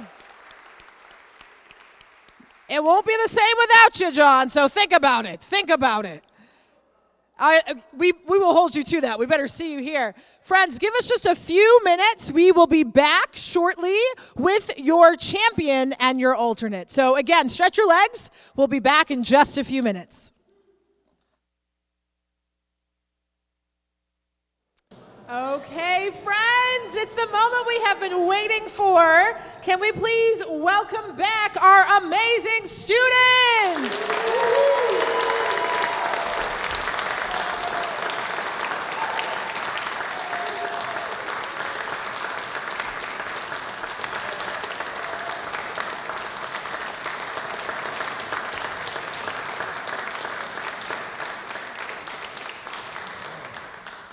We want to say another big congratulations. All of your performances were so powerful, and we are grateful for all of your hard work. And speaking of hard work, we want to recognize you for that work and for your performance. So will you please come over to us over here when you hear your name. So first up, we have Shamay Zhang.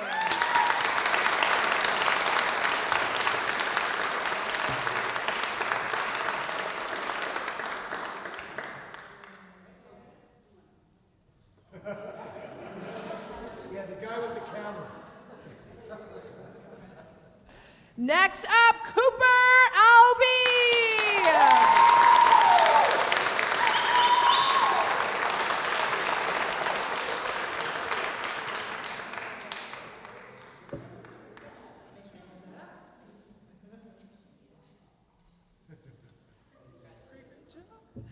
Next up, Paige Rabelais.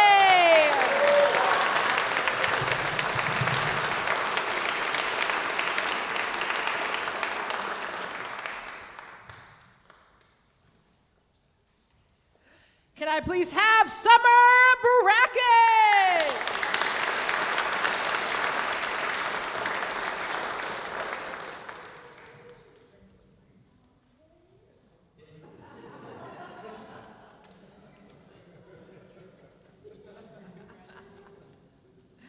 Next up, Adele McClay.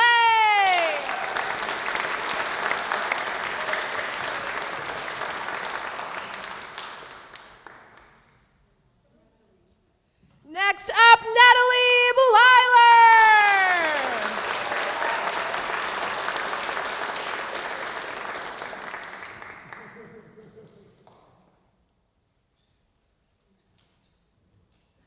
Next up, Ariana Campbell.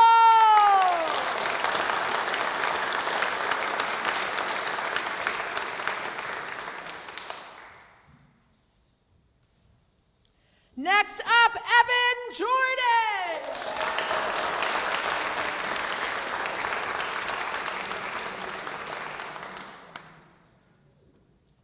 Next up, Katie Bishop.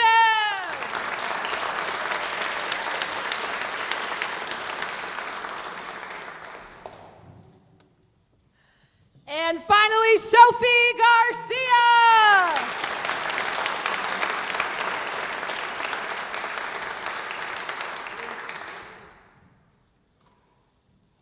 All right, friends, it is time to announce our alternate state champion and our New Hampshire state champion.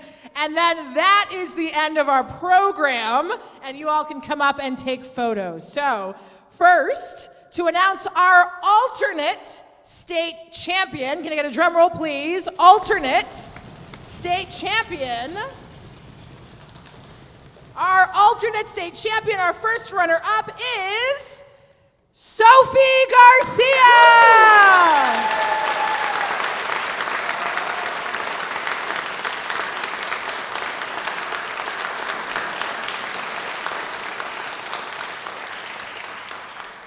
And our 2026 New Hampshire state champion is, drumroll please, Summer Brackett.